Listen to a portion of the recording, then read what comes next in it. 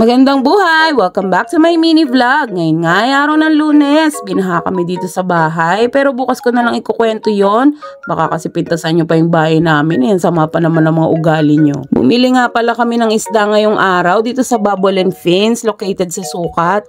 Katabi ng Sarap Buhay Street o compound ata yon. Tanong nyo na lang kay Meng. Lately kasi iba na din ang craving si Tadashi. Medyo pamahal na ng pamahal kaya mas kailangan pa namin kumayad sa buhay. Bumili nga pala kami dito ng 3 piraso ng tetra sa halagang 3,100 at danyos naman na 20 pesos naman ang isa. Bumili kami ng 5 para mag-away-away sila. Sabi kasi ng owner ng shop, pwede daw namin isama sila sa mga gapi namin.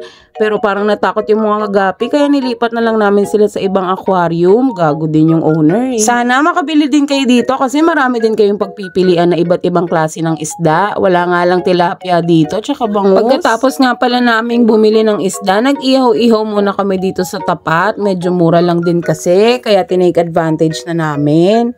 At ito naman, nakikita nyo naman kung gaano lang akong kahina kumain, di ba? Di naman masyadong halata sa katawan ko. Huwag ka na lang magsalita. Napakadaldal mo talaga. Yun lang. Sana nag-enjoy kayo ngayong araw at sa mga ginawa nyo pa sa mga buhay nyo.